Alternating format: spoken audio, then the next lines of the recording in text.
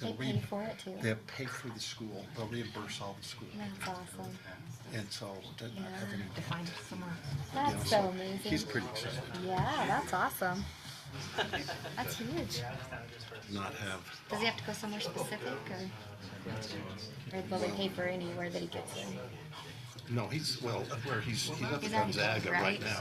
Yeah. But Oh yeah. so Awesome. I mean, what is it? That's so 200,000, smart. 150,000 of debt, and That's awesome. potentially. But That's so great. you know, to have that paid for is you know, actually, if you go active duty, I think every year of active duty pays they reimburse 25% or something like That's that. great. I mean, if you're doing it anyway, why not? Right. Yeah. That's awesome. That's good experience too. That would be Yeah. great experience. That's really cool. Here I am, stuck at box elder, Well, dealing with all the craziest issues that have ever happened. I'm sure it's normally fairly quiet, right? Is it The normally? first couple of years, it was pretty quiet, other than our employee that died. What are you doing? But other than that, it's been. I'm ready. This year, hello, has been a little overwhelming. All right, let's go ahead and get started. We'd like to welcome you all to our Riverdale City Council meeting for Tuesday, September 2nd, 2025. Please let the record show that all members of the council are present, as well as members of the city staff and members of the public. I have asked Mr. Cooper if he will lead us in the Pledge of Allegiance. Please rise and repeat after me. I pledge allegiance to the flag of the United States of America and to the republic for which it stands, one nation, under God, indivisible, with liberty and justice for all. Thank you. Thank you, Mr. Cooper. I'm going to offer our invocation tonight. Our Heavenly Father, as we gather for this city council meeting, we are grateful for the opportunity we have to live in this wonderful country, in this state, and especially in the city of Riverdale. We're thankful for the blessings that we enjoy, for the freedoms that we all enjoy, and the ability to express our opinions and the freedom of speech that we have.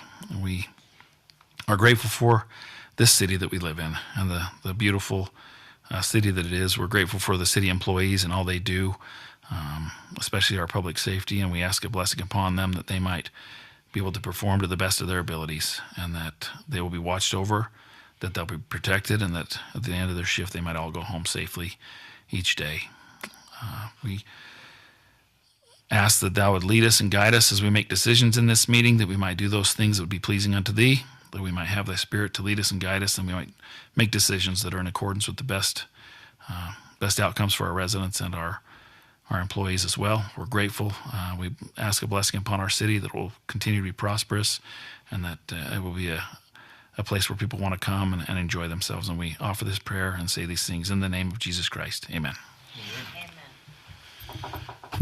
All right, we now have a time for public comment. This is an opportunity to address the city council regarding any concerns or ideas you may have. No action will be taken during the public comment portion.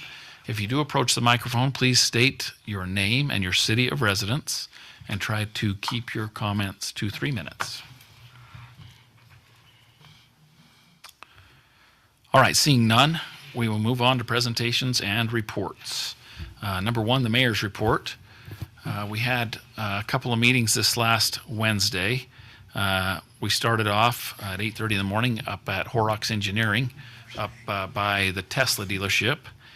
And we had a meeting.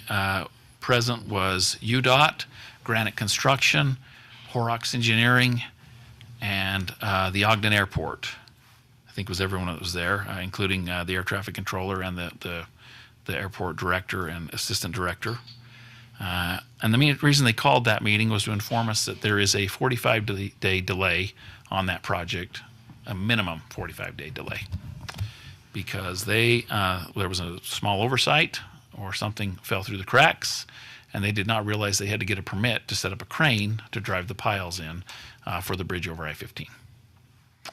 And so they're going to take a break and send the crew to work somewhere else for the next 45 days while they work with the airport and the FAA and apply for a permit to set up a crane, because someone did not know that they were going to need that even though Sean Douglas told them that they need to do that because America First ran into the exact same problem and had to pause work for 45 days. So we expressed our displeasure, and there really is nothing we can do about it. The UDOT PR person offered to go around and talk to all the people that are upset about it, and so we would like to compile a list of every business along Riverdale Road and every resident that complains to you about it, and we'll be happy to send her over there to talk to each one of them. And they've already torn down the bridge, haven't Oh they? yeah, they said they realized it shortly after they dropped the bridge. Okay. Yeah, right after their first cut. Yeah. Once they'd cut into that, they had no choice; they had to take it down. Yeah. But when the mayor Question? says 45 days, that's a minimum. Minimum. And to we get the permit. because you're going to face weather problems and everything else now. So 45 days would be a blessing if they pulled that off, but it's not realistic. That means we're not going to be ready for Black Friday, the Christmas season. 4400 will not be open. And all. Just by way of observation, using Riverdale Road instead of 4400 to get to Roy, the Riverdale Road is really packed at capacity and then some. So I would think it would be a blessing for the businesses on Riverdale Road because you got more traffic. I'm being a little facetious there, but the Yeah. point of it is that's lousy during Christmas season. Anyway. We're afraid folks will just go elsewhere. Like today it might be manageable, but Christmas I don't think it's going to even be manageable, and we're afraid they'll just choose to go to another city. And we told them they'll just make a choice and pick something they don't even want because they're not going to come to Riverdale. And I was on 31st Street today, and it's a mess. And my employees have told me that they can't get to work. They're sitting through 3 lights at trying to get in on 31st. I was on 1900. All 4 streets around at Wall, everything is just a complete mess. And so we told UDOT we want them to adjust the signals to try and add a few seconds to help that traffic flow better. But we were so frustrated. And unfortunately, the Riverdale residents are going to pay the biggest price for this. So, yeah. Anything else, Mr. Brooks? No, I think you covered it well.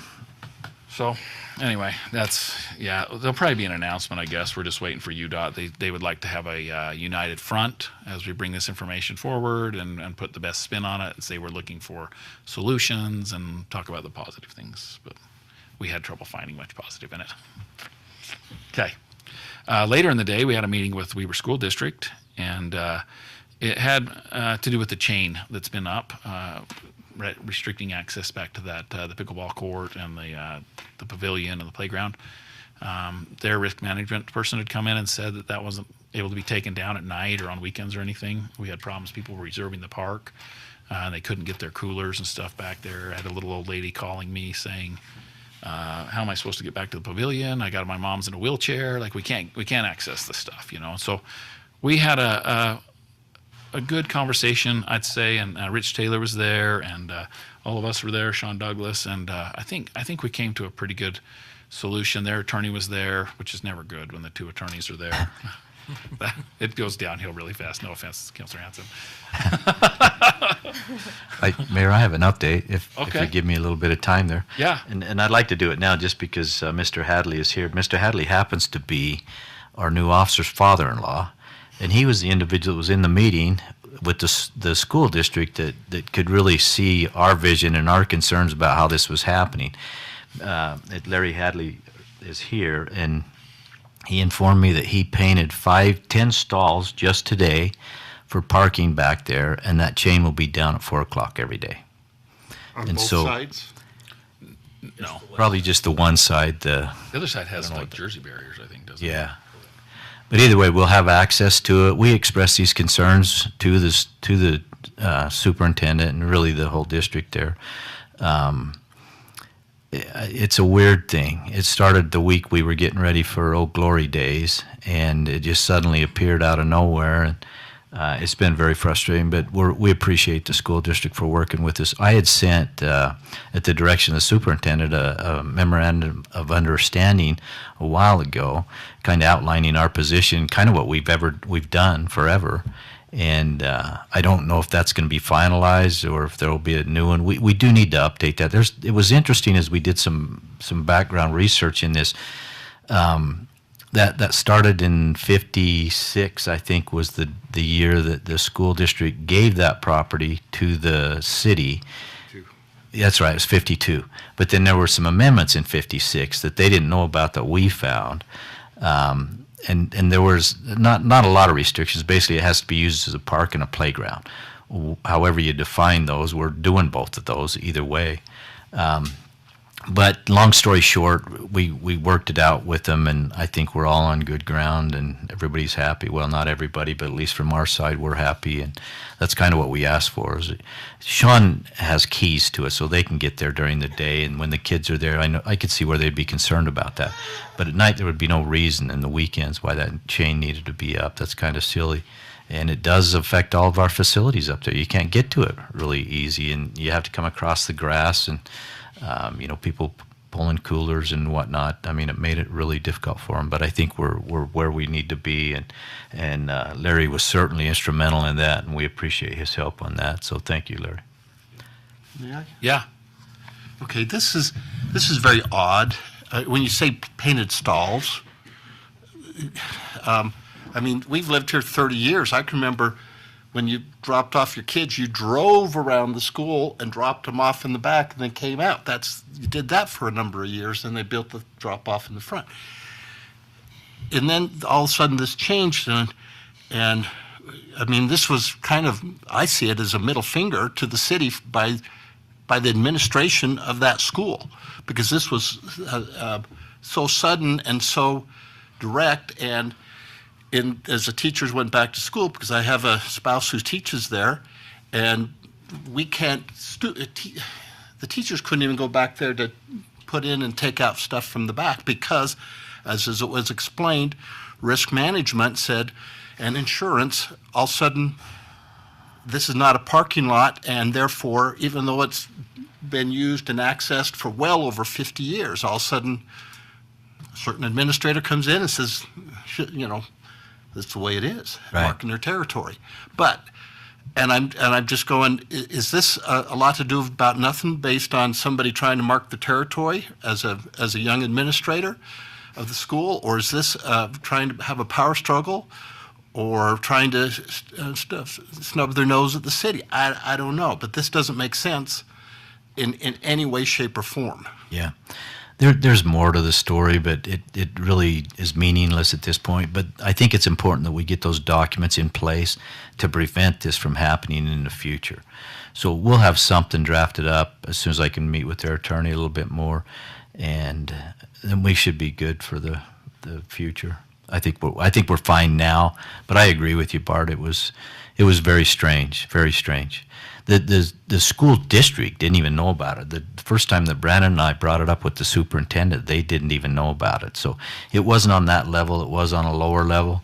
But why, I don't know. I explained to them in that meeting that we have the same concerns. My risk manager tells me that I shouldn't have playgrounds with play equipment on it. They tell us not to have parades and fireworks.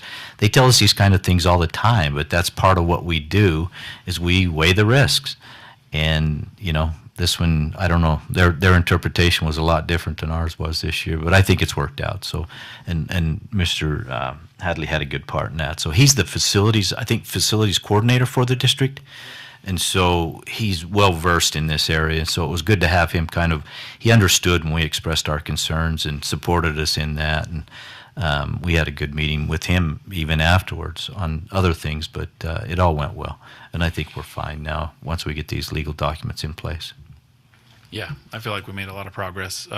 It's interesting that Mr. Hadley's here tonight. I know. What are the odds of that? That's such a random thing. And I mean, he was a great help in the meeting. It did not start with him, and he was a great ally and helped us a ton. I mean, if he ever were to run for superintendent, I would vote for him, but he's probably too smart for that, I think, after talking to him in the meeting. He was a fantastic ally to the city. So thank you for that meeting.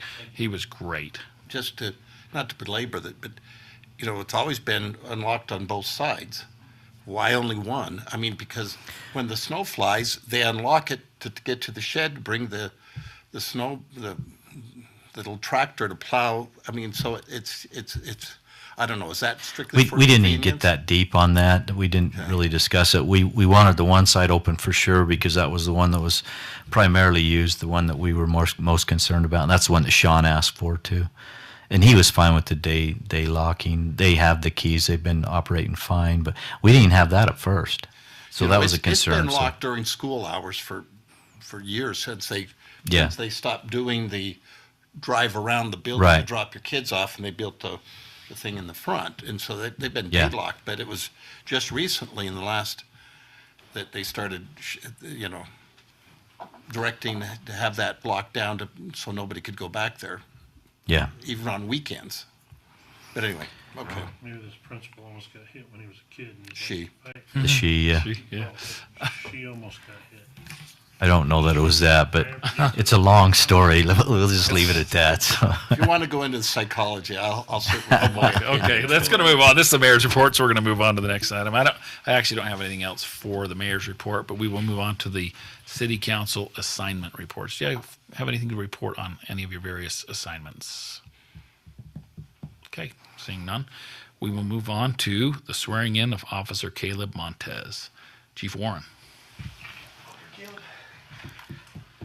Just want to take a few minutes.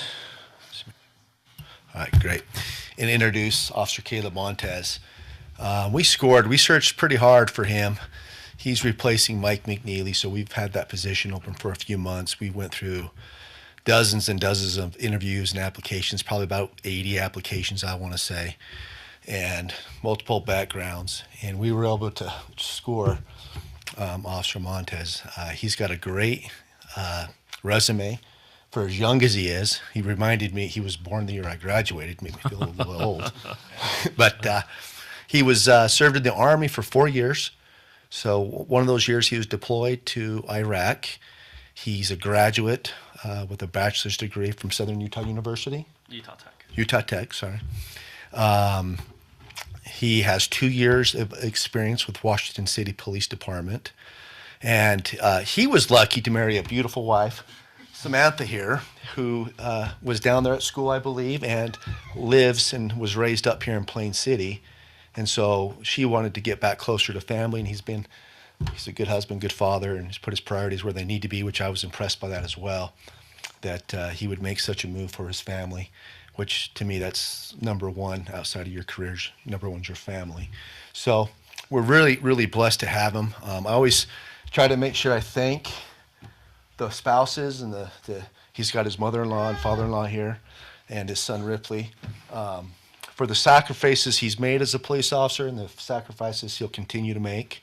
I'm honored that you guys support him. He won't make it through this career without you, and the fact that you're here and have been there so far is awesome. So I want to thank you in advance. And then also, when we do these interviews, I had him ask me a lot of questions. I always turn the table and say, okay, now what questions do you have for me during these interviews? And he had a lot of questions. And one of those questions was about the residents in the city and the support and all that. And I often use you guys as a selling point to recruit people. Because, the climate's a little bit different when we're trying to get people to come work for us.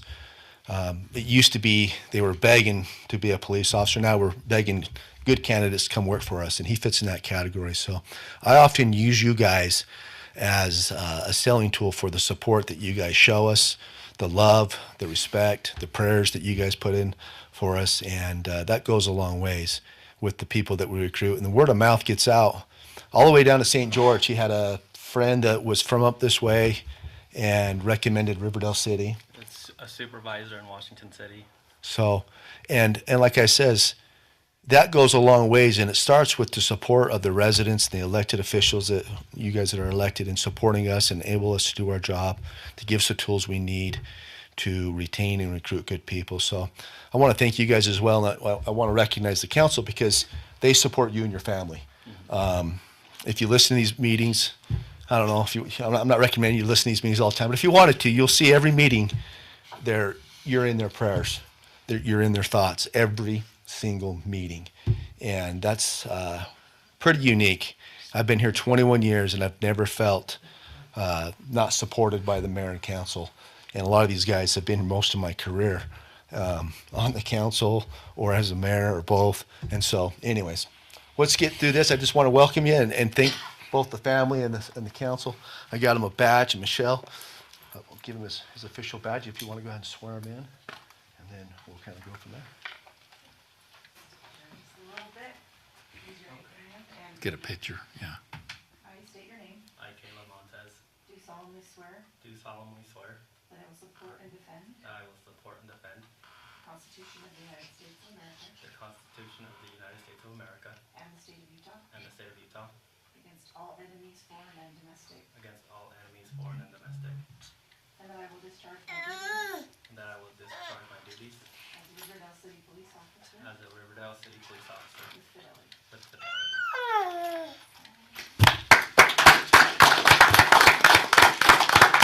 All right, thank you, council. I always give this opportunity, Caleb, if you'd like to say a few words. Yes, absolutely. I will say, as he's signing, we did his background, and the detectives could not find 1 ounce of dirt, not one negative comment, nothing. Nothing. There's always something, not one thing. They're like, wait a minute, what's going on here? You're too clean. The people down in Washington City just adored him in the military. So, anyways, go ahead, Caleb. Yeah. Just want to start off by saying, apparently when the background investigators did my background, I walked on water. Whatever that means, I have no idea, but yeah. So again, I'm Caleb. I'm 27. Born in California, raised in Southern Utah. Southern Utah heat killed me. Sucks. So I'm happy to be up here. But yeah, I'm excited to be part of Riverdale. Again, I had a supervisor who was like, "Hey, if you get a chance, apply for Riverdale." And as I got up here, and I was looking for jobs, I was like, "Oh dang, they're hiring," So I ended up applying. If you guys want to hear a funny story, I'll tell this story really quick. So when I applied, did my interview, which is really great, or it went really great. Chief, assistant chief, they made me feel welcome during the interview, which is like never happens. Anyway, they already made me feel like I was part of it. Anyway, so a week or two later, I received an email from one of the staff, and she was like, "Hey, sorry, we chose another candidate." So I told my wife, I was like, "Dang it, well, I guess I'm gonna have to go to Ogden." Ogden was like down here, So me and my wife, we went down to St. George to visit. On our way back, Chief gave me a call, and I was like, "No way." So I told my wife after we hung up, I was like, "Babe, guess who called me?" And she's like, "Who?" It's like Chief Warren, super excited. Anyway, sat down with Chief, and it went pretty good. So it's just a little funny story. The funny part about that is we went through all the candidates of who's supposed to get the email. He was not supposed to get it. Not at all. And so when he told me, I was like, "What?" I'm like, "You're kidding me." I was like, so we razz, I won't say their name on record, Yeah, don't. but we razz them a Somebody. little bit. Yeah, somebody. I'll take the heat. Yeah, No, it was a good story. yeah. That was good. Well, welcome and thank you and congratulations for coming on board. Curious, what was your MOS? So my MOS was 12 Bravo. So what that is, a combat engineer. Okay. So were you military? Yeah, when I was young and mortal. What was your MOS? So what? What was your MOS? It was broad. In the Marines, it was 03, which was infantry. But anyway, Gotcha. Okay. I've done a number of things. But were you combat engineer, road engineers, vertical, horizontal? What were you? Combat engineer. Okay. Yeah. All So right. when I first joined the Army, they were like, it's like infantry, but with explosives. They show you these cool videos. And when you get to your duty station, it's not like that. Okay, so you did the robotics? No.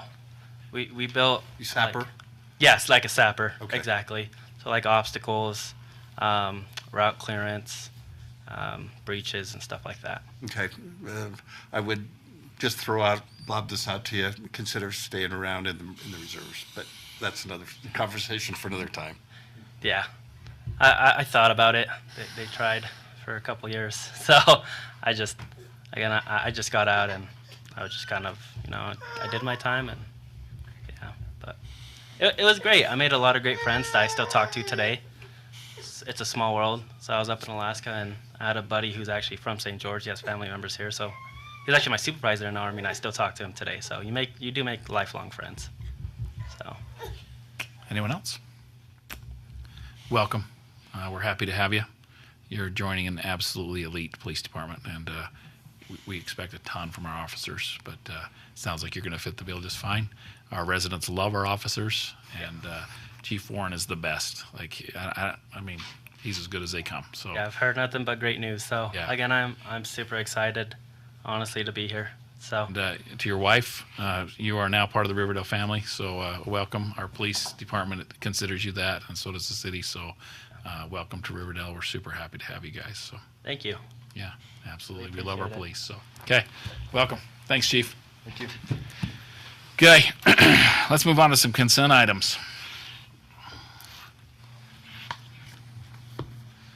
Consent item number 1, consideration to approve the meeting minutes from our August 19th, 2025 council work session and council meeting. Are there any corrections or changes to the meeting minutes? Seeing none, we need a motion to approve the consent item. So moved. We have a motion. Do we have a second? Second. All right, motion and a second. Any discussion on that motion? Seeing none, all in favor say yes. Yes. Any opposed? Okay, that is approved. We'll move on to action items. Number 1, consideration to reapprove an expired subdivision plat for the Riverside Flats subdivision located at 667 West, 4400 South, Riverdale, Utah. Mr. Cooper. Yes, sir. Thank you, Mayor. Thank you, councilors.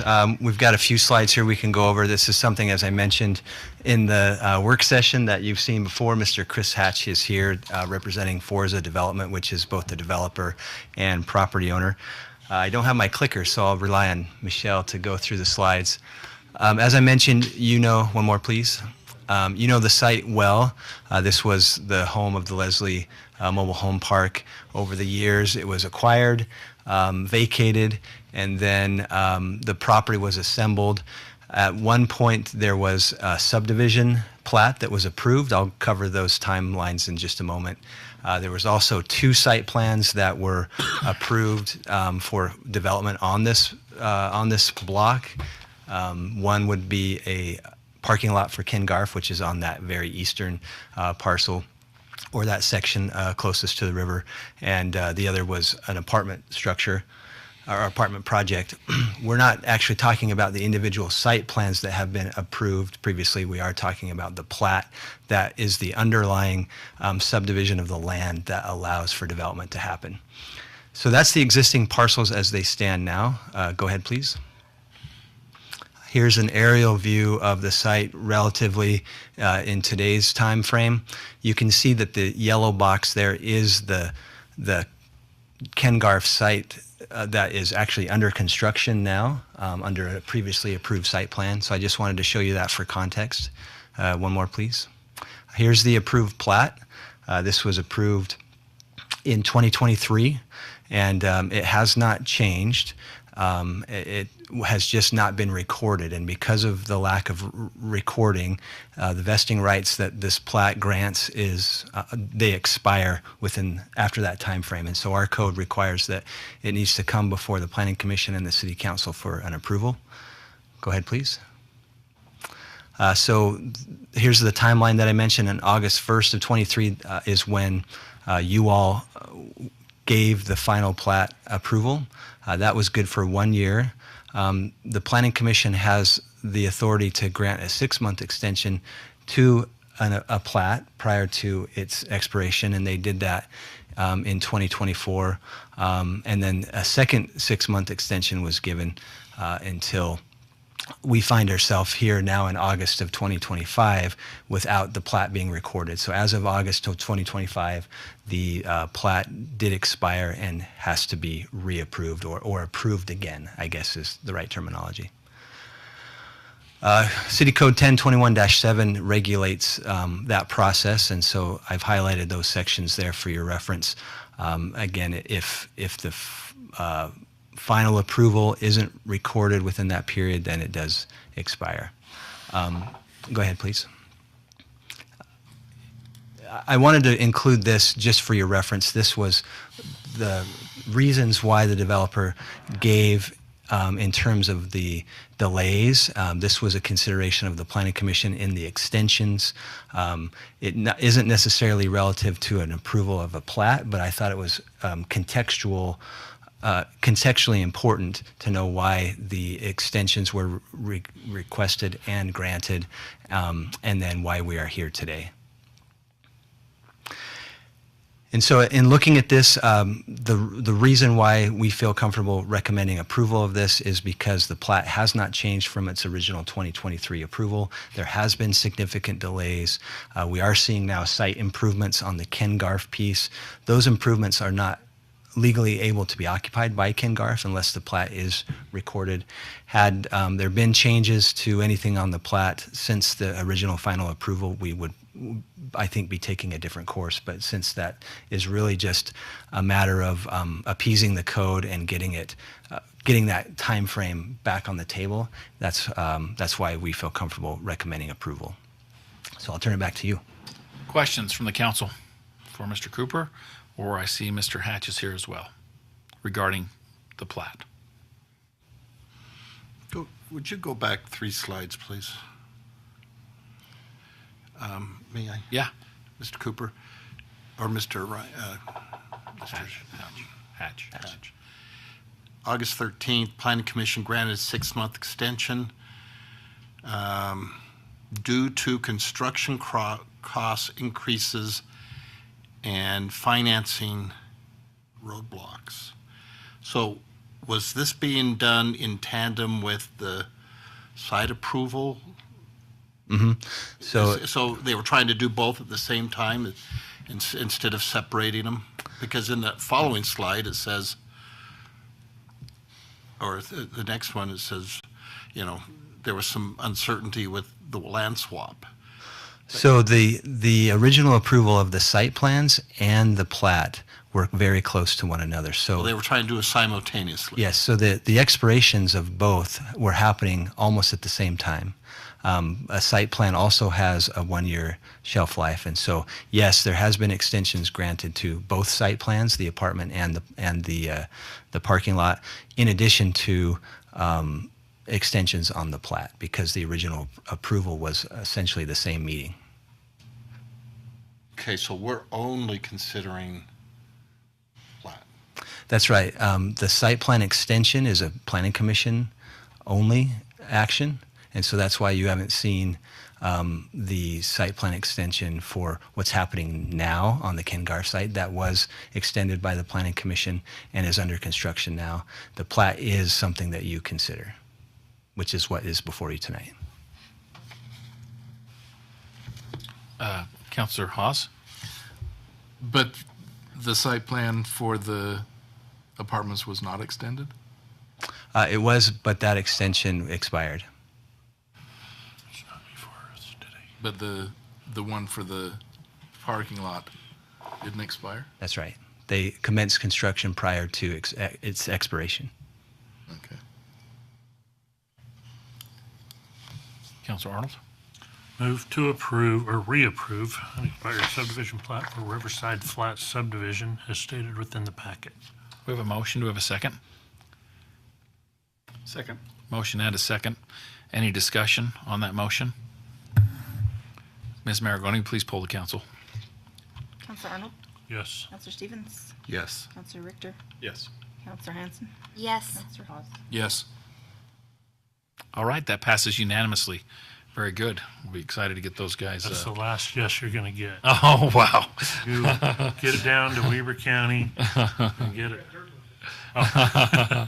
So that'll be exciting to see that parking lot come in there, and it should be really nice. I think it'll look good, and it'll appease the residents a little bit to see something happening there. So, thank you. Yep. Item number 2, consideration of ordinance 997, amending Riverdale City Code 10A-31 3G retail smoke shops. Mr. Cooper. Okay, thank you. We don't have a presentation for this one, I'm sorry, but we... I don't even know what to do. Slacker. I am slacking. But if Michelle would please bring up the red lines, I think we can reference those, and they'll be on your screen as well for better viewing. So again, this is a proposal to you all to amend Riverdale City Code Chapter 10, 10A3G, which is entitled, if you'll go to the original version, please. There we go, right there. So you can see it's 1010A3 special regulations specifically related to Section G. We're proposing that we strike the entire paragraph that regulates retail smoke shops right now. And in the red below it provides some new language that goes a little bit further to clarify this type of use. We've kept the majority of the intent and also the language of the original code, but we've included some additional items, and I'll cover those, as well as some expansion of the original language. So just to bring your attention, we won't go through this word by word. We did that in the Planning Commission, and they had some questions, and we made one clarification based on their question, and we may want to do that again tonight. Basically, there's some confusion between e-cigarettes and vaping, and I'll get to that in a second. But essentially what we've done is clarify the licensing provisions. In item number 1, we've redefined, or we've clarified the definition of what a retail tobacco specialty shop is. So we're changing the name from a smoke shop to be more consistent with what the state defines this as, which is a retail tobacco specialty business. So that's item number 1. Item number 2 just essentially reiterates the licensing requirements that the state already has and piggybacks onto those requirements for that type of a business. Item number 3, we are maintaining the permitted zone. Right now it's only allowed in a C3 zone under a conditional use. We're maintaining that. We feel that's appropriate. Item number 4 is the location and distance restrictions. The 1,000 feet and the 600 feet are actually state code provisions, so we're mimicking them. There is one addition there in the first bullet point under the 1,000-foot community location. We've added, in addition to preschools, churches, libraries, playgrounds, we've added anything that's primarily used for youth recreation activities. So that would be above and beyond what the state code allows. But there is additional requirement, 600 feet from another retail tobacco specialty business, or 600 feet from anything that is either used or zoned as a residential or agricultural use. The permitted sales is something that we are expounding on based on our existing code a little bit and referencing the state. So we've defined tobacco products consistent with what the state defines them as. We've defined tobacco-related paraphernalia a little bit more consistent with what they're saying as well. And then the third bullet point there under permitted sales is really what the major request of the petitioner was to add the ability for sales to include ancillary retail items such as prepackaged candy, snacks, bottled beverages. From what I understand from their business, those are high margin items that allow for the business to be successful or more successful. And so that's one addition to those permitted sales that we've included. We've just clarified prohibited sales, so no beer, wine, or alcoholic beverages. The confusion that I mentioned a minute ago is related to vaping products. Otherwise permitted, I think it's a little bit redundant.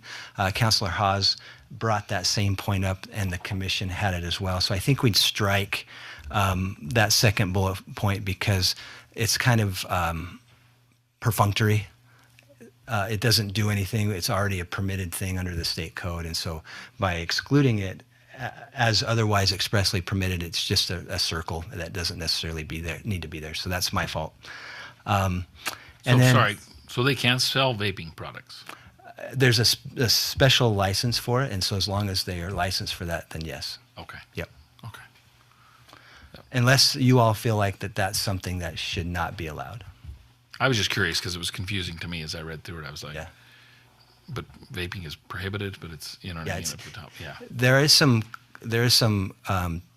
as you look at e-cigarette definitions and vaping, definitions of vaping in the state code, there is some consistency, but there are also some contradiction.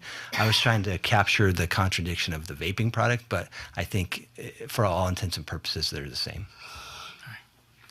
The density location, we are maintaining that one retail smoke shop or specialty business as it's newly defined per 9,000 residents. So that's no We should change. change that language probably to match. Yeah, that's a good point.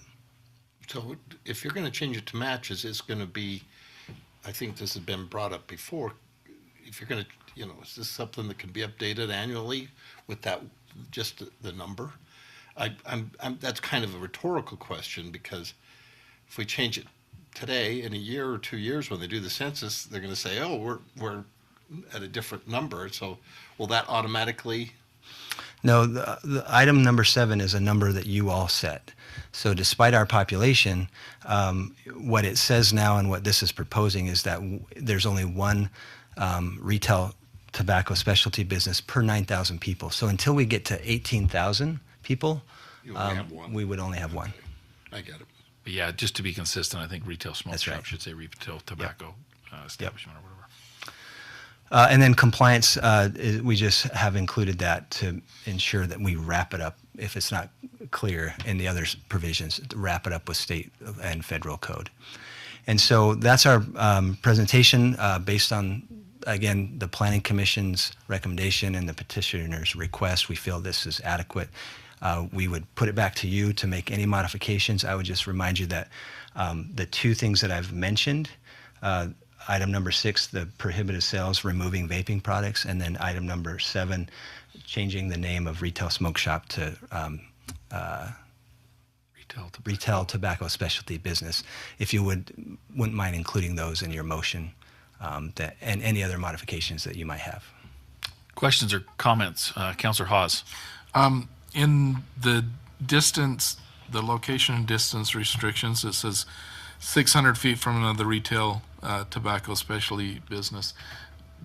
Do those distance restrictions only apply to within the city?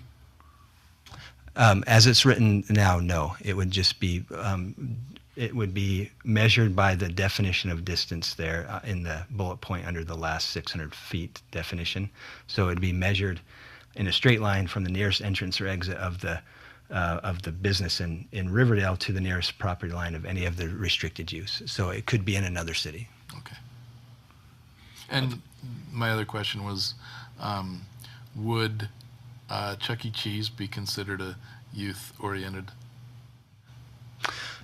Not the way that it's zoned or permitted. It's a retail commercial site, and so the language here is something primarily used for youth-oriented activities. And so there's nothing that Chuck E. I think practically it is that, but there's nothing in its definition that we would use in terms of its zoning and permitting that would say that. If it was a youth facility, that it would be in the zoning code identified as that, and that would be something that I think would apply. But again, that's my interpretation. That's my proposal to you all. If you feel like that should be redefined or defined further, then I would put that back to you. Councilor Stevens. Yeah, in the prohibited sales and permitted sales, anyway, I don't know if this needs to be listed out, but there can be a crossover between what used to be called head shops or drug paraphernalia of sorts, and even things that are pure tobacco like hookahs or whatever. Is that permitted in this type of stuff? In this? And there's a number of items that are actually listed under the tobacco-related paraphernalia section of the Utah Code. And we felt that in the existing code, we tried to describe some of those, but then as the state code either expands or constricts, we wanted to be consistent with them. So there is a little bit of labor year over year that we would have to do to go back to the state code to ensure that that there's nothing that we have based on our code reference that's in conflict with them. But we felt that mirroring their permitted things and their restricted things was probably the best way to do it. Councilor Arnold. And we put language in there so we don't have to look at it year over year, trying to match them. That's what I'm saying. It's changed in the have it, don't state we? code. Yeah. Well, we reference the You just state said code. We'd look at it every Yeah, year. we track all the new legislation every year, and so it is a little bit cumbersome because there is a specific state code reference instead of just saying Utah State Code. I guess we could do that, but there's a little bit more onus on both staff and the applicant to go and figure out what all that is. So either way is okay. I don't think there's a right or wrong answer there. I think that number 8 kind of picks us up anyway because it does make reference that we do have to abide by county and state regulations. We may have to come back and change something if that changed within the body of the code, but I think overall we would be fine with how that's stated in number 8. Well, and I would say in those other sections where it references the Utah code by the code number, even if ours doesn't match that current code, that would take precedence over what's written in that code it's referencing, so it should be okay. And then, as I mentioned in the meeting before, I have an issue with monopolies, just having one per 9,000 per 18,000. I think that number should, we should have at least 2, just to have some sort of competition, that, of anything. I don't care if this is it or, and when we have, what is our daytime population? That's Fluctuates. Yeah, what, somewhere between 50 and 70,000. So even if we went low and did, 50,000 people in the city, and we're calculating this off the nighttime population, I just think is off, and I think a better number there, whether it be 2 or 3. What do you do, 1 per 4,000 maybe, or that'd get you 2? Yeah, that'd be great. I'm just throwing that out. The only problem with 4,000, if we get to 12,000, now you got 3. So Yeah. I don't think it's that I big think of a deal. I don't either, but I'm just maybe what you should do, because we haven't heard from the other ones in that regard. Whoever makes their motion, include whatever they're proposing, and then see if the others agree with you, because they may not, and then it stays where it's at. I knew the gentleman who had the smoke shop that was next to the shoe store, and he owned, I think at one point, 6 or 7 at various, and he was kind of flooding the zone. And so, he would have put more than one in Riverdale if he could have. And so when you say 2, do you want them different owners? And if so, can you discriminate in the ordinance to say of different owners, or can the same owner of this shop set up another shop? You're kind of, unless you specify, because I know that other gentleman, the previous smoke shop gentleman, or vape or whatever he was, would have had multiples in Riverdale if he could have. And so, and I'm not saying the applicant would want to have multiples in Riverdale. Maybe so, if he could. But, is that, so if you want competition, do you want the same owner to have 2 shops? I think that's a legitimate question. Can you do that? Different owners? You're really really walking a uncomfortable with it. tightrope I don't there. know that we could. I would bet. I don't know. that if I would you- rather if- not, to be honest with Yeah, you. that if you did that, they could figure out a way to get around it. Yeah. Just Yeah, set yeah. up 2 corporations, and Yes. now it's I was 2 just owners. curious legally, as our attorney. It'd be tough to enforce it, basically. I don't know how we're going to track that down. I'd keep it as simple as you possibly could. Just dabble with your number if that's something you're concerned about, or leave it the way it is. What other ordinances do we have that have restrictions like that? Do you know off the top of your head? Of just single owners? No, of population restrictions. I know. One Walmart. Yeah. Payday loans. Payday loans, pawn shops, and check cashing. And do you know what the limits are? I think it's 2 pawn shops. I thought it was 1 per. I don't know. Is it 4,000? If you go to that, I think it's in that same code, or maybe it's under conditional uses under 19. It's similar, so that if the population went up, there could be another one. But for right now, I think it limits it to 2 or 1. One, we're unique again because of our population fluctuation. Nobody else is like us, and so that's why it gets a little bit worrisome. Are you going to base on daytime population or nighttime population? Because then we could have numerous based on those numbers. So Where's it? Scroll down. It's either there or under the C3. sorry, scroll down in the code. There we go. Let's see. Keep going. Probably won't be density. Yeah, keep going, keep going.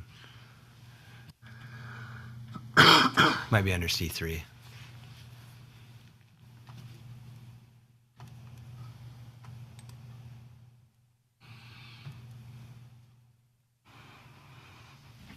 There we Is that go. caching? There it is. Yep. 4,000. Keep going. Right there. 4,000. Limit F, limited one for every 4,000.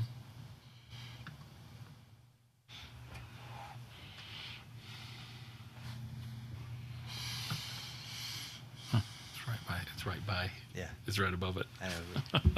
Right above what we're working on.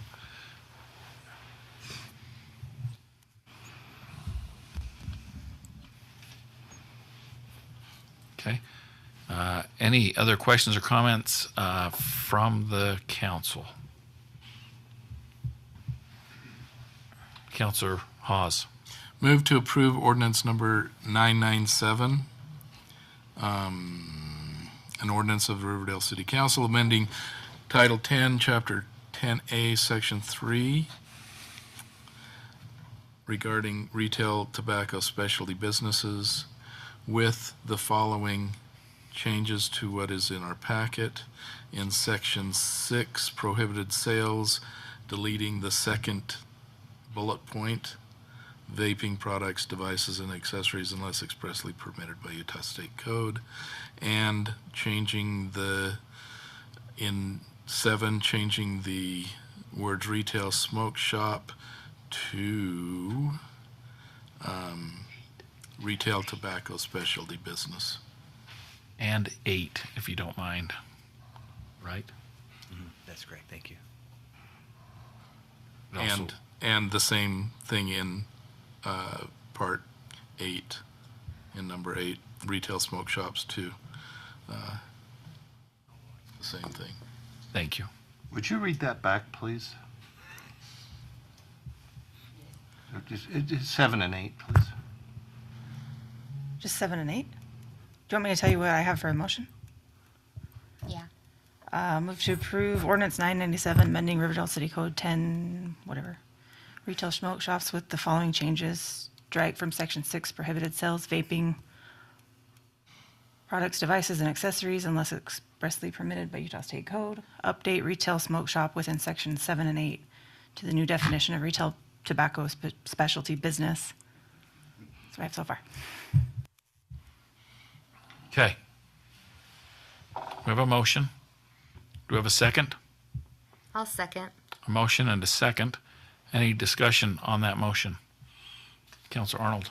I'm going to be voting no, just because I think that we should lower that to 4,000 residents, so we get at least 2, even if somebody gets sneaky and gets both of them. But having this resident thing based on our nighttime population is just, I mean, I don't like monopolies, and this just doesn't work for me. So as the way the motion is, I'll be voting no. Okay. Any other comments? Councilor Hawes. Yeah, the reason that I didn't modify that part in my motion was because Riverdale, while we might claim a daytime population of 50 to 75,000 or whatever, it is a very compact retail area, commercial area. And so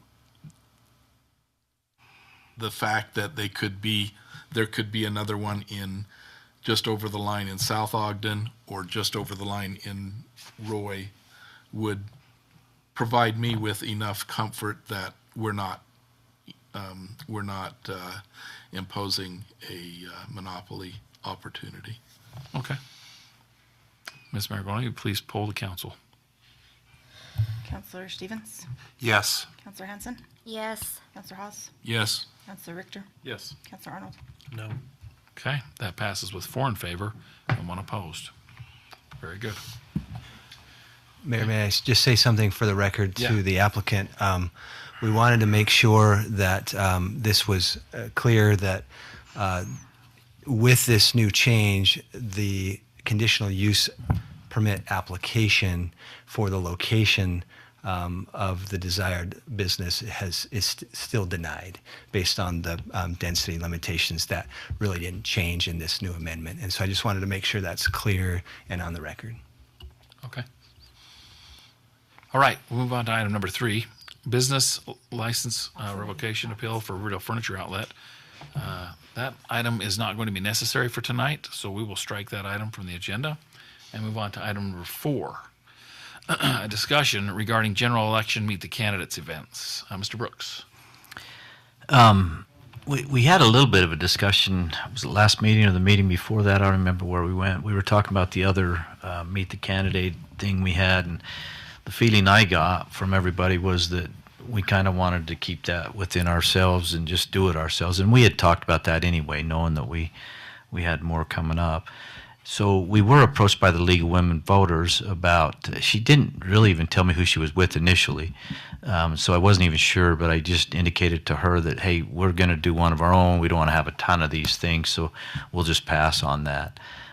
Since then, I found out that she was focusing just on us, which I didn't know at that time, because I also thought that it included other cities and stuff. And just the feedback I got in that last meeting is I didn't think that would be something you guys really even wanted. But I know that even though I had one council member that was running say that they didn't want to do it, but somebody else said they did. So in talking with the mayor, we just thought, let's just put it on the agenda, and you guys can talk about it and see what you want to do. I don't care either way, to be honest with you. So we can do whatever, and I think they've moved their date now, so it wouldn't even conflict with the one that we had kind of tentatively set there too. So it was just for discussion, and that's what we're here for. And we'll take your direction and run with it once we get through this meeting. So, And I do kind of care either way.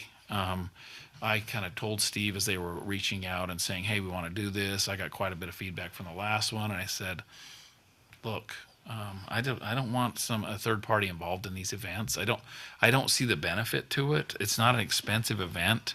It's something we can easily host in our city. We have the facilities. We have the ability to announce it. I don't see a lot of benefit to having a third party host it.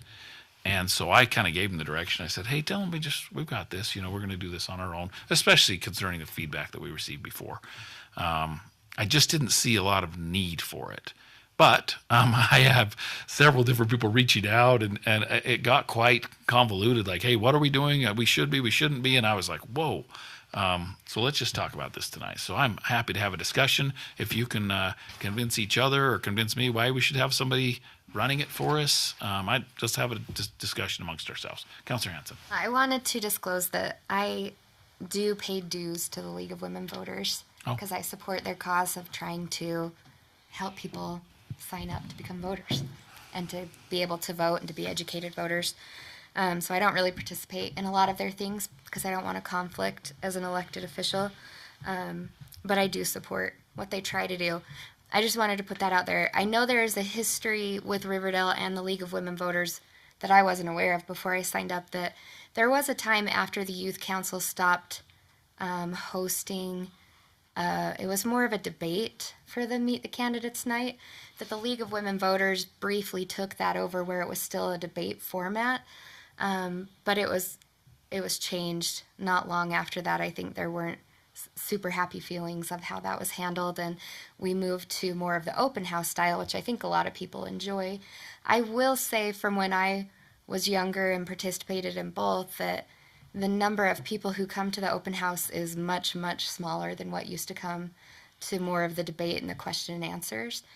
From seeing all the emails going back and forth within the group of the League of Women Voters, I think they try to reach out to the city first to see if they want to do a partnership, but it became clear over the last week that they'll host one whether the city's on board or not, because that's within their priorities and values of their organization to host an event like that, where it's more of a question and answer format so people can learn from all of the different candidates at the same time.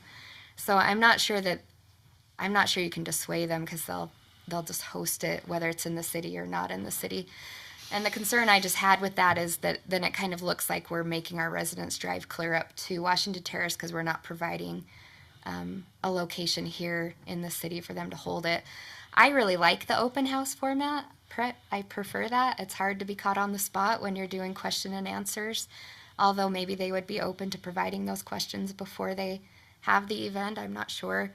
I don't think it hurts to have two. I saw her response to the group that really everybody should participate, and as many as they have an opportunity to, for the sake of the voters, and that makes sense in line with what they're trying to accomplish. So I'm not sure if I have a feeling either way. I didn't love the GOP being involved. I thought they were great and so nice to host for us, but when it was just the open house, it didn't make a lot of sense. And personally, my feelings are I just hate the look of partisan politics when there shouldn't be partisan politics in local government.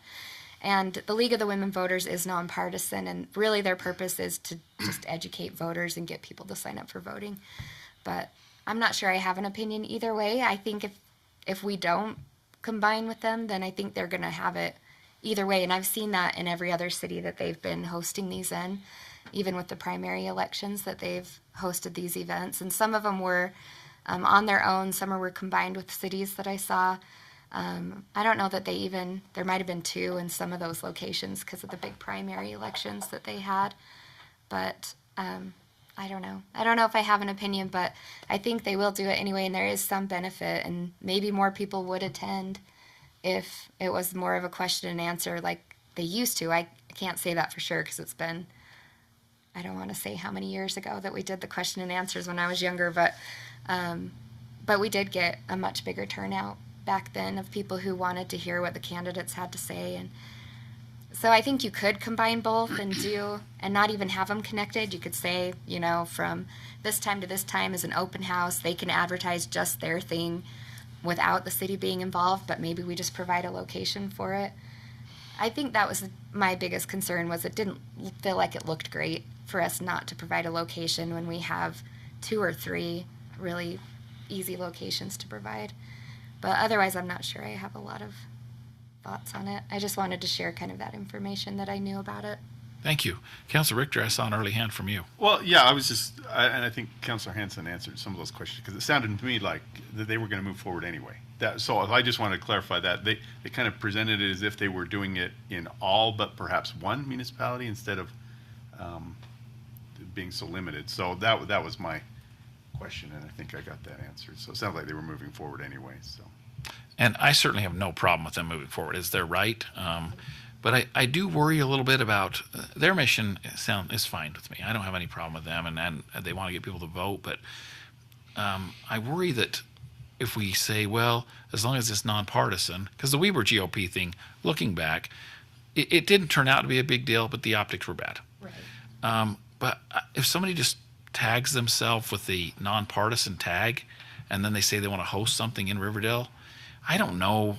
I haven't spent a lot of time looking at what I should probably Google controversial nonpartisan organizations and see if there's something crazy out there that could come in and say, hey, we want to host a Meet the Candidates night. And you're like, not in Riverdale, you're not. That's where I just don't want to like open the door to be like, well, we allow nonpartisan people, so here we are. These guys are hosting it, And they will do it anyway, and maybe they would anyway. I know in the past, like when we had the Youth City Council hosting the Q&A version of it, we just took care of it and they didn't do it. So I'm not sure if they would provide a second one if it was the same format.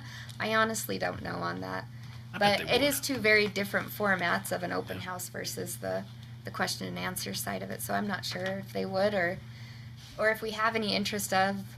I know our youth council operates a little bit differently now, so I don't know if that's something they would have an interest in assisting with again. But yeah, I don't know if she'll just do it anyway. There's a chance that they would. I know in the past they haven't, but I think this year they're just trying extra hard to provide all these opportunities for voters. So I don't can't I speak do to her. think in light of that policy we passed last time, we have a little discretion in that now where we didn't last time. We were just winging it, you know, and it's just odd that we haven't had one of these in years, and then all of a sudden we get hit twice this year. And I think I mentioned in that meeting I probably would have turned that down simply because of the fact of who was sponsoring the last one. Not so much this one, but I mean, just trying to be consistent. You know, I got the vibes you didn't want us to do it and reach out, and so I just said no initially and cleared that with the mayor. But you know, I'm open too. I'll do what you want me to do. So. Councillor Hawes was next, I think. Yeah, I can, I have emails from a couple of nonpartisan groups that I think that would probably not be ones that would necessarily, we would want to bring in. But I was a little disappointed because I thought that the discussion that we had last time was more focused on the fact that it was the GOP, and that the optics for that were that it seemed partisan. And I did see on the Facebook, the Riverdale Citizens Facebook page, that was some of concern to a number of people that made comments about that. And when I was contacted by the people from the GOP, their goal, it seemed, was to support people who wanted to get involved in politics more than support Republicans who wanted to get involved in politics. And I mean, I understood that, and the format that they provided was a very it became a very nonpartisan thing. So I don't think that anybody that attended that would have come away thinking that there was anything more than just come and meet the candidates. When I ran the first time, there were candidate debates, and some of them went well, some of them didn't go so well. You know, I mean, when we had, I think it was like 8 or 9 candidates sitting up at the front, and each person got a minute to answer the question, and pretty soon it was over. 3 questions in, you're pretty much over. But I did like that format, just though I definitely wanted to be the first person to answer the question, because the answers pretty much were pretty cut and paste.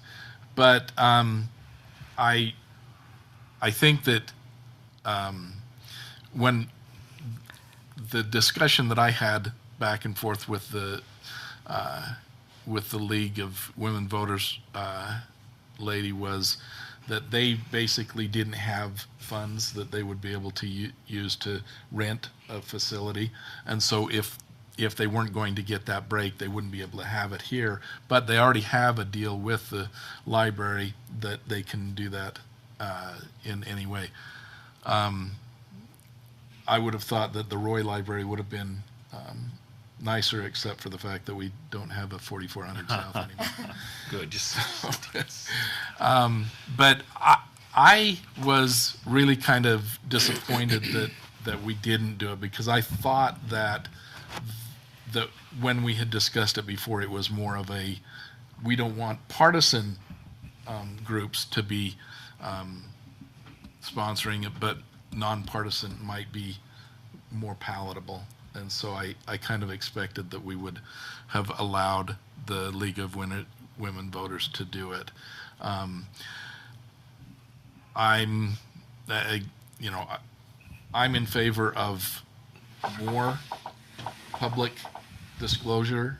You know, I mean, just a single open house night with as many people as attend is disappointing. that we wouldn't have that if we are able to get more people to this other one. And that was the other thing they did in the explanation of the meeting invite. They did say that that's what they intended to do, was questions and answers for the people. And that was why my first response was, oh, but you only invited the 4 candidates running for the 2 open seats. I understand that the other 2 candidates aren't running against anybody, so there wouldn't be any contest there, but I thought it would be reasonable to allow all candidates in that thing. So I just was disappointed that, because my feeling coming away from our initial discussion was we wouldn't do partisan, but we would do nonpartisan. So, Councilor Stevens, were you trying to get your hand up a second ago, or are you good? I'm both. Okay. Yeah. Okay. Everybody has an opinion.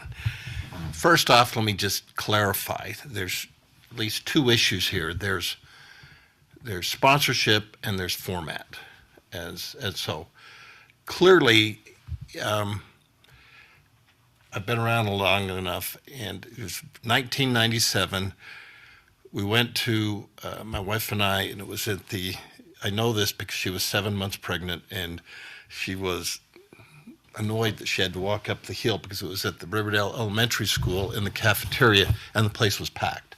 And it was being moderated by, his last name is Porter. He was a editor of the Standard Examiner at the time. And it was incredibly well attended, as a lot of more of that era, because there was so much development going on. And I think the issue was what is now Sportsman's Warehouse, Target, that development that was going in, among other things on Riverdale Road. So there was a lot of stuff happening that were major, and it was changing the feel of Riverdale from slight country agricultural to major retail. And so that created a lot of interest from the public, to the point where the largest venue was the cafeteria at Riverdale Elementary, and it was packed. And I could even tell you some of the candidates that were running. But Who were they?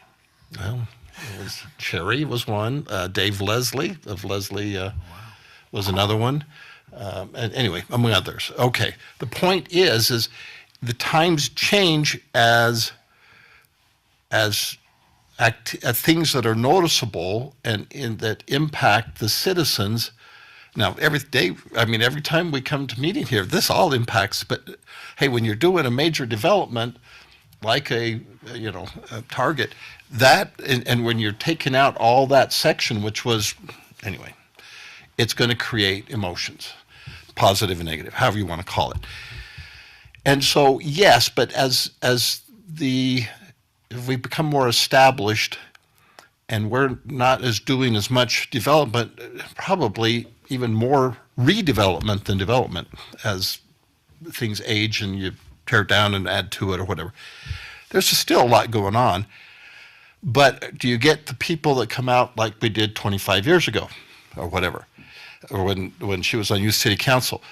And so I've sat through when you had 12 people up there and they all got 1 minute, and I'm going, I'm not following this because it's very homogenous. And so it became a question of the format being, do you want an open house or do you want to have it moderated? That's the format question. As far as the sponsorship goes, yes, I think the city should always sponsor. Now, the fact that we haven't had a primary in many, many years, that should be in the packet saying for every election for every city election there'll be a city-sponsored open house. If we don't have a primary, hey, then you don't do it. If we have a general, then it'll be a general. Now, I was incredulous of the one in June, or was it July? Whenever that was, sponsored by the GOP.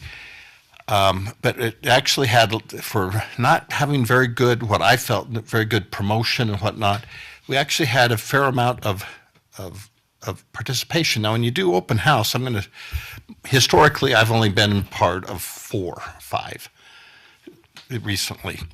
Every 2 years I go, and there's probably, if you take out the candidates and their support group, there's probably, and the people have to be there from the city, there's maybe a dozen, 15, 18 people come. That's it. And those that I would always see, a number of them have passed on because they were stalwarts about, and they took it serious, their civic obligations very seriously. And when we had the one in June, was that June or July? Whenever it was. It was July. July. It was actually more attended, and I'm thinking, why is this one? Maybe it had a different network where the word got out. But then it dawned on me, the biggest obstacle of getting participation is the weather and getting dark early in October. And when you have people who are maybe a little older who take their civic responsibilities seriously, if you have a storm come in, they're not going to be there. If it's plausible, they'll be there. And so, again, the format, could be debated and could be decided amongst the candidates each time, but the sponsorship always is, without fail, needs to be the city. Now, the one thing about that turned me off about the League of Women Voters is everybody has a hook. That's just the way it is. I get it. Their hook was fill out this questionnaire and you can post, and there's 6 million people that view our website. And I'm going, I don't care about your 6 million people because that sounds like it's national. And I'm only concerned about the 16 to 1800 here in Riverdale that actually vote. And what's your market for that core group that I'm targeting? Well, if they want to participate, hey, fine. But you know what? Or if they want to do one on their own, I don't care. More the merrier. But the city has to always just say, we're going to sponsor it. And then the format, we can decide that when we get there by the candidates. That's all. Okay. Anybody else? I don't know that we had any action planned on this. I mean, are we just trying to get feedback about what to do about ours, or how to move forward? Yeah, I was just hoping for some feedback. I mean, I can reach out to her tomorrow and go wherever. I don't know that I've gotten a lot of consistent feedback here, so it hasn't helped me a whole lot. We do have to be Councilor consistent. Hawes actually has his hand up there. Sorry. About that, I would Councilor Hawes. I would say that, I mean, it sounded to me like everyone was in favor of the city sponsoring one before each election. So I think that it would be great. I don't know whether that needs to be in the ordinances or whether it's a policy or just how it would be. But the fact that the city would do an open house with the candidates if there's going to be a primary within probably, I mean, you want to have it before the ballots go out. Or right as they're arriving, Or right around that point, within a week before to a week after ballots are mailed for each election. That's, that is what I would hope that we could put into the city's procedures along with the election stuff that we do. I support that 100%. I just think it's just good, and I don't have any problem with the league. No, and I was It's just so going to say, clean. I do think we should be consistent, and I do like that if that becomes a routine set thing policy-wise that the city does, that we provide it. I guess it kind of is a separate issue. I can't remember which of you mentioned that. whether or not we let them have a meeting space to do their own thing, that's a whole separate issue, I think. And I honestly can't remember what our meeting reservation stuff says about nonprofit groups like that, but I don't think it will take away from if we have a set city one every single time, because we've seen over the years that it isn't always consistent. They're really doing it this year, they're really pushing it this year, but we've seen in the past where they haven't pushed it in every municipality every year. And so maybe there's a way where that falls more under like a meeting room reservation and allowing them to do it because they don't have funding. But I agree with what everyone said about, I prefer there to be, the candidates know you're going to get this opportunity from the city. And then whether or not you participate in other ones that come up from whichever group hosts it, that's just, gravy, right? That you get to participate more than once. But I think the meeting room reservation is kind of a separate issue, maybe. I think it's very clean that we just don't, we support, we sponsor our own, or host our own.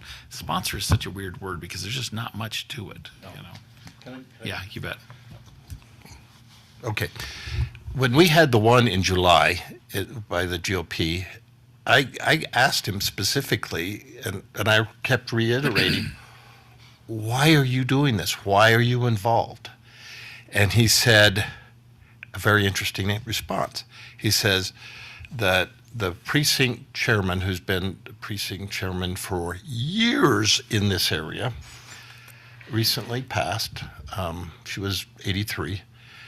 And so he had just took it over, and he said, when they go to their meetings as the new precinct chair, it's like, I guess, going to Amway meetings where you come out of there so hyped up that, you're walking 3 feet off the floor, motivated to get involved and do things. And he was motivated to say, what could I do? And so he said, I don't know much about the city, and I said, we're nonpartisan, and he honestly was kind of aware of it, but didn't really understand the impact of it. He was just new and very motivated. Now, do we have a new person doing the League of Women Voters? And I don't know, maybe she's kind of new and is motivated also. And in 2 years or next year, are they going to be the same attitude? I don't know. But that was his criteria, why he was pushing that. He wanted to do something to try to instigate some, because I asked, how are you going to promote it? And he says, well, I put it on the GOP website. And then I think Ken Anderson also put it on the. Anyway, the point of it is that they're just trying to help because, it happened to be the personality at the moment who was motivated. Yeah. So if I could ask a couple questions here, would the preference be that we do 2 separate meetings, or would you prefer that I did a single meeting and reached out to her to do just the one? Just for this year, I know some of you are talking about policy and long-term stuff, and that's fine, but I need to set that down the side. I need to focus on this one. What are we going to do this year? Because we haven't really, other than reaching out to the candidates, our date's not, it's not like we couldn't move to that other date. Now, I don't know what facilities we have if we decided to just do a joint meeting with them, but I'm sure with all of our different things, we could easily move ours to that night. But I just need to know what your preferences are here. Councilor Arnold. So the League of Women Voters is extremely nonpartisan, and their stuff that they do will be more professionally oriented than just like an open house.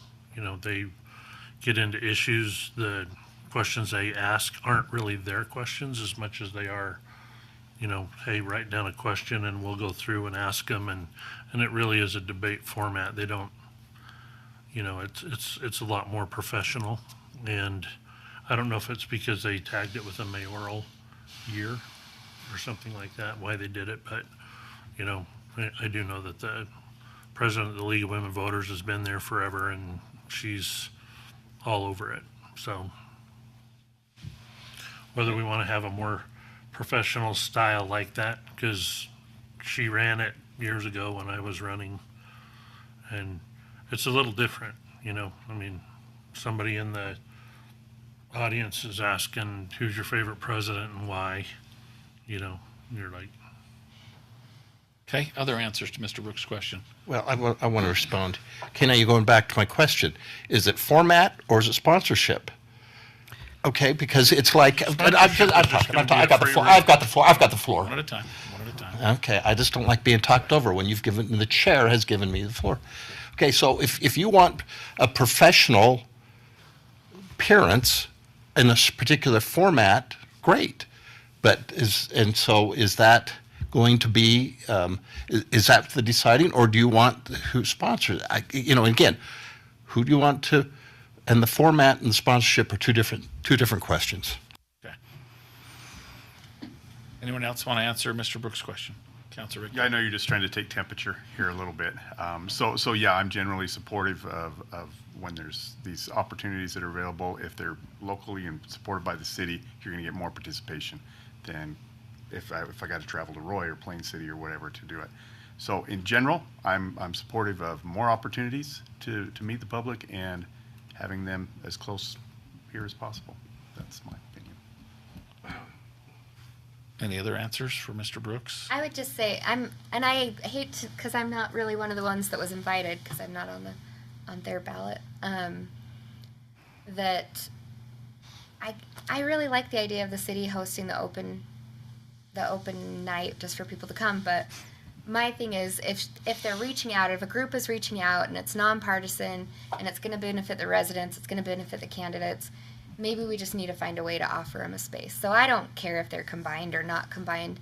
I think we need to be consistent and people can expect it every single time. And so for this year, if it can't be combined, I don't think it has to be. If we don't want to get mixed up in that, where that's the expectation, we want to keep it clean. But maybe we just see if there's a room that we can provide them to use if it seems like the rest of the group feels like we should support them in at least hosting it in one of our spaces, not the city, but let them use the space for it. Well, and I think that's one of the parameters of that policy was if we are providing a space, we now are a sponsor, a co-sponsor. So we either had a partial partnership or a full partnership with them. That would have been considered, like that one that night, we considered that a partial. We weren't taking a position with them. We were just providing them a space. And so that's kind of where I'm going.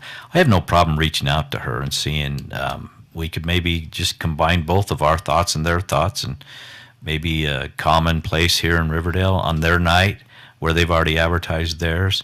All they'd have to do is just say, hey, we've moved it from the library to wherever in the senior center or wherever we feel we need it. But and we could even do a combined, open house / question and answer period.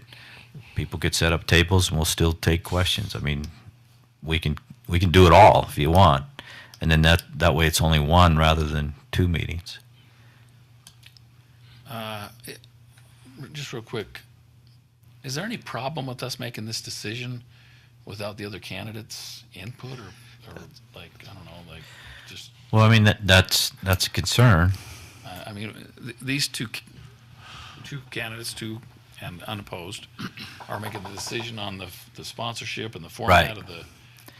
That just occurred to me that there's and that's where I would people that might care. If I got a pretty good idea where you want to go, then we'll reach out to the other candidates, and I'll take the lead on it and take it as just a city position, a staff position, rather than candidates. But I just kind of wanted to know where we were at. So kind of asking the candidates what they want, though. Right, and that's what I'm thinking, because I need to know when I get back to her and when I reach out to those other candidates, because if I reach out to them and they're not available on one of those nights, then I got a problem. Then I got to, maybe look at a different approach kind of thing. I'm still really opposed to having anybody involved with it, but Councilor Stevens. A couple things real quick. 2017, no, it was in 2011 or 13. It was held at the senior center where the lunch is. I think the Lions Club. Yes, exactly. That one. And Joe Thompson. And basically, you wrote down questions and you put it in a pile. So this was still the citizens asking questions, but it was, I don't want to say moderated. It was kind of moderated because you got a time or whatever. And they'd ask, so the questions were focused about the concerns of Riverdale City citizens. Now, the other thing is I don't know how, and I've talked with Stacy a little bit. I've had some really weird, angry moms for gun control and what I'm going to do, and another one. Gave me his name. He says journalist. It didn't say journalist for who. Maybe it's just a citizen journal. And he had all these questions he wanted me to respond to, like my feelings of why the trails behind Weber State were being blocked so that the golfers on the golf course didn't have to see them. And things that were irrelevant. But the last question, number 7, was, what are our plans for the homeless in Riverdale? So this was an agenda-driven questionnaire, and so it's like, okay, are we going to take the concerns of Riverdale citizens to in a question format, or are we given the broad national political? It has to be kind of really focused on if you're going to do a question format. Now, the last thing is, in 17, when I first ran, Mayor Norm Searle was the mayor, and he was running, and he said, I'm questioning all the candidates as to what kind of format you want. And he actually asked for input.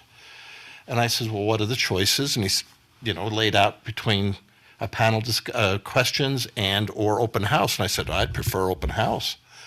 And he says, yeah, so does everybody else. And so that's what it was. But he asked of everybody, and that's how he approached it. And he did that's it. That's a good way forward. I'm comfortable with these two making the decision of who's going to sponsor it and I what agree. the format's going to be, and telling the other two candidates this is what they decided. So here's my thoughts then. We'll run with it. We'll do some legwork on that, reach out to the other candidates, and then I'll reach out to her as well and kind of see, because she may not agree with us, if we were looking at the open house format. I don't know where she's at, to be Ask honest those with you. candidates Right, what they want, right, and when they want it. Right.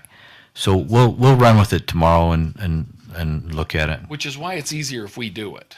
And Right. don't have a third party involved, because Right. we can talk to you guys, we can talk to our Right. candidates, we can come up with a date Right. and a format, and we can agree without an outside party. I think Yeah. it just adds too much. No, I agree. Real quick, the 13th of October is perfect because it's a Monday.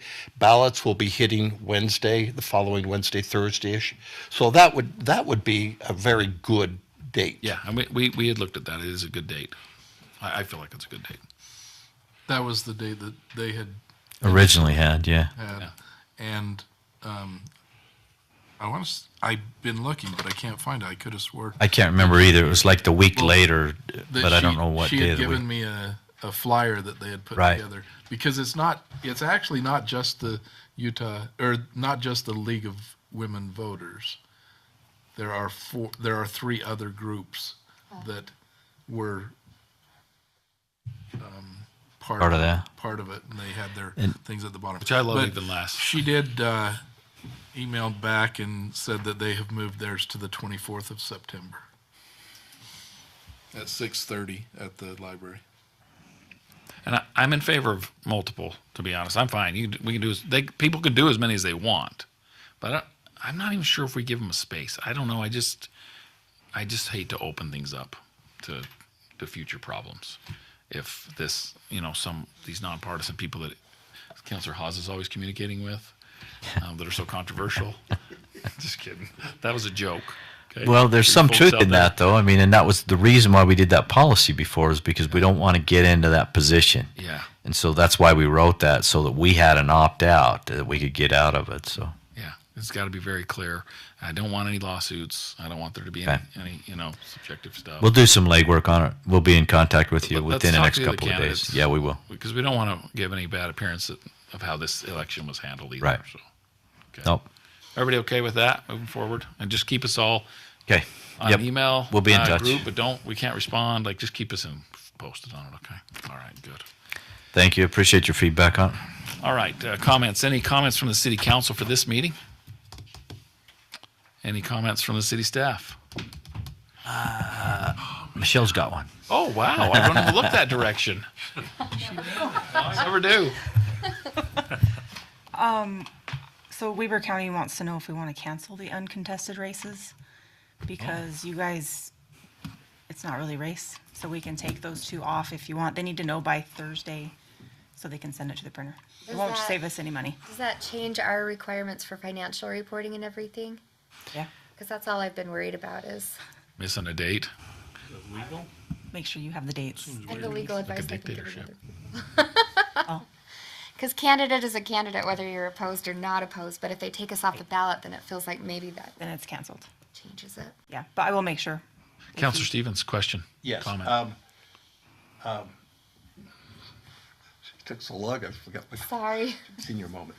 The write-in. Now, to be a write-in candidate, you still have to put in an application, is that correct? By August 29th.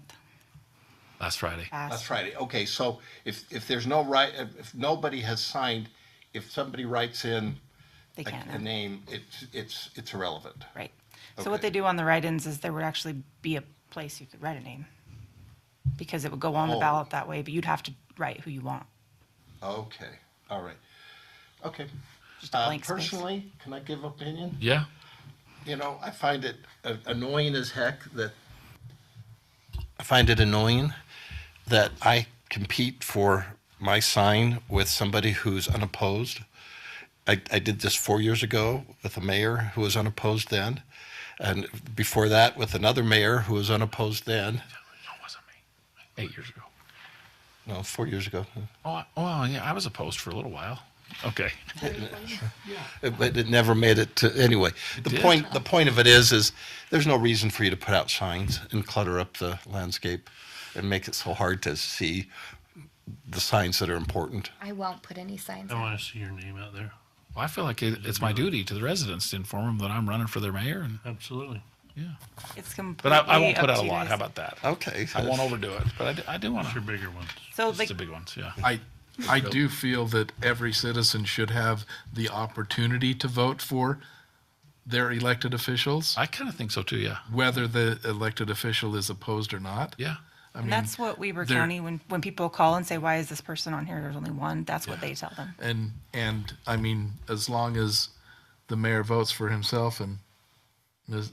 As long as Hanson we get one. votes for themselves, they win.